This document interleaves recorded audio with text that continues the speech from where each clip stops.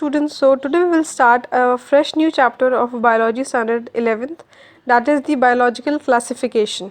What is biological classification? Biological classification is a scientific procedure. ये एक scientific procedure होता है organism को classify करने का. It is classified on the basis of their similarities and dissimilarities, and then it is placed in the groups in the hierarchy of categories. ये similarities और डिससिमिलैरिटीज़ को देखने के बाद डिफरेंट ग्रुप्स में इनको रखा जाता है. Since the starting of civilization के स्टार्टिंग से बहुत सारे अटैम्प्ट किए गए क्लासीफाई करने का ऑर्गेनिज्म को, लेकिन जो ये सबसे पहला जो हो पाया वो अरिस्टोटल से किया. Aristotle was the earliest to attempt the scientific basis of classification. सबसे पहले अरिस्टोटल ने क्लासिफिकेशन किया. He used simple morphological characteristics. ये सिंपल मॉर्फोलॉजिकल कैरेक्टरिस्टिक्स के बेसिस पे प्लांट्स, ट्रीज और शर्ब्स को क्लासीफाई किया. And he also classified animals into 2 groups. ये एनिमल्स को 2 ग्रुप में डिवाइड किया. फर्स्ट वन इज़ एनीमिया, जिसके पास रेड ब्लड सेल्स होते हैं, that is anaemia. And the second one is a anaemia, जिसमें रेड ब्लड सेल्स नहीं होते हैं. But then also a proper system of classification was still needed. Importance of classification. It is not possible to study every organisms. हम लोग सारे organisms को पढ़ ले, ये possible नहीं है. But the study of 1 or 2 organisms of a group, अगर हम लोग किसी एक ग्रुप के 1 या 2 organisms के बारे में पढ़ लेते हैं, तो we will get to know about the features of all the animals or plants of that group. It also helps in the easy identification. Classification की मदद से हम लोग किसी भी नए ऑर्गेनिजम्स को ईजिली आइडेंटिफाई कर सकते हैं. Classifications help in knowing the relationship. Classification की मदद से हम लोग 2 ऑर्गेनिजम्स के बीच में या 2 ग्रुप्स के बीच में रिलेशनशिप आराम से समझ सकते हैं. And the organisms of the past can not be studied. जो हम लोग पुराने एनिमल्स के बारे में स्टडी करना, अगर क्लासिफिकेशन नहीं होगा तो हम लोग उसकी स्टडी आराम से नहीं कर पाएंगे.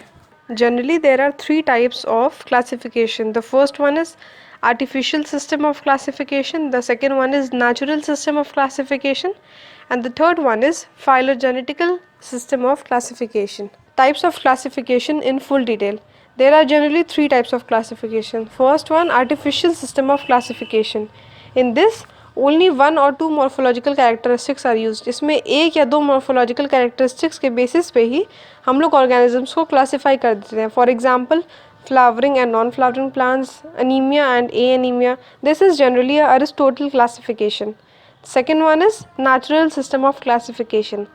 Natural system of classification takes comparable study. ये comparable study देखता है, compare करता है 2 ऑर्गेनिजम्स के कंपेरेबल स्टडी में कि उसमें क्या क्या सिमिलैरिटीज़ और डिससिमिलैरिटीज़ कंपेरेबल हैं, और फिर उसके बेसिस पे उनके नेचुरल रिलेशनशिप को क्लासीफाई करता है. This is generally a Bentham and a Hooker classification.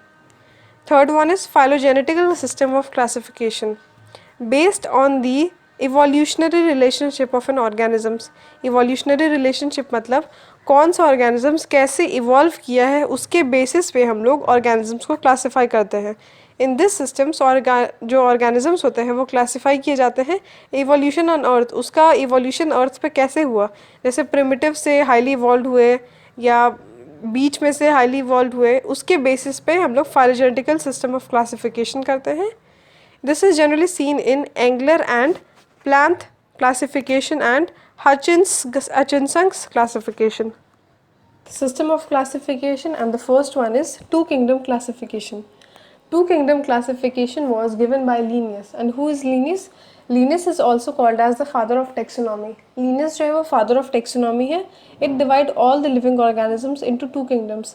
ये पूरे living organisms को 2 kingdom में classify किया है. The first one is Plantia and the second one is Animalia. ये system जो है distinguish नहीं करता है unicellular multicellular के बीच में, यूकैरियोट्स या प्रोकैरियोट्स के बीच में, फोटोसिंथेसिस या नॉन फोटोसिंथेसिस ऑर्गेनिजम्स के बीच में. ये इन ऑर्गेनिजम्स के बीच में क्लासीफाई नहीं करता है. देर आर फ्यू ऑर्गेनिजम्स, कुछ ऑर्गेनिज्म ऐसे हैं जैसे क्लेमाइडोमोनास, यूग्लेनिया, स्लाइम मोड. ये ऐसे ऑर्गेनिजम्स हैं जिनके अंदर प्लांट और एनिमल्स दोनों के कैरेक्टरिस्टिक्स हैं, लेकिन उनके लिए अभी तक कोई नया ग्रुप नहीं बना था 2 किंगडम क्लासिफिकेशन तक. Features of kingdom Plantae. In this, the first feature is cell wall is present. Plant kingdom में cell wall present होता है. एक central vacuole भी present होता है which absorbs inorganic nutrients. वो inorganic nutrients को absorb करता है from outside प्लांट के बॉडी के आउटसाइड से उसको ऑब्जॉर्व करता है। There is unlimited growth, plants की अनलिमिटेड ग्रोथ होती है and a well defined growing point, इसमें वेल डिफाइंड ग्रोइंग पॉइंट और अनलिमिटेड ग्रोथ होती है। It is a autotrophic mode of nutrition, ये ऑटोट्रॉफिक मोड ऑफ न्यूट्रिशन होता है। इसका मतलब ये अपना खाना खुद बनाता है and it also have some reserved food, इसमें प्लांट्स में रिजर्व्ड फूड भी होते हैं, that is starch. No locomotion is seen in plants, plants में लोकोमोशन नहीं होता है except in some few algae, कुछ लोअर एल्गीज में देखा जाता है। There is absence of excretory organ, excretory organ, nervous system, sense organs, muscular system, सारे चीज़ प्लांट्स में एब्सेंट होते हैं। एंड किंगडम प्लांट का लास्ट फीचर है इट्स शो स्लो रिस्पॉन्स, ये स्लो रिस्पॉन्स शो करता है एक्सटर्नल स्टिमुलाई के against. Features of kingdom Animalia, kingdom Animalia के क्या क्या फीचर्स हैं? The first one is absence of cell wall, animal kingdom में सेल वॉल नहीं होता है। Inorganic crystals are not present, इसमें इनऑर्गेनिक क्रिस्टल्स नहीं प्रेजेंट होते हैं इसके सेल वॉल में या सेल्स में। Central vacuole is not present, central vacuole नहीं होता है इसमें। इसमें heterotrophic mode of nutrition follow करता है ये। ग्रोइंग इज़ लिमिटेड, जो एनिमल्स में ग्रोथ जो होती है वो लिमिटेड होती है और उसमें वेल डिफाइंड ग्रोइंग पॉइंट्स होते हैं। रिजर्व फूड एनिमल में स्टोर्ड होता है ग्लाइकोजन के फॉर्म में। And excretory organ, nervous system, sense organs are present, इसमें एक्सक्रीटरी ऑर्गन, नर्वस सिस्टम और सेंस ऑर्गन प्रेजेंट होता है। Locomotion is present, locomotion is also present in kingdom Animalia. Muscular system is present, muscular system भी होता है। And animal show quick response to the external stimuli, animals जो होता है वो क्विक रिस्पॉन्स शो करता है एक्सटर्नल स्टिमुलाई के against, that is their consciousness. Objections against the two kingdom classification system, the two kingdom classification system was accepted for a long time.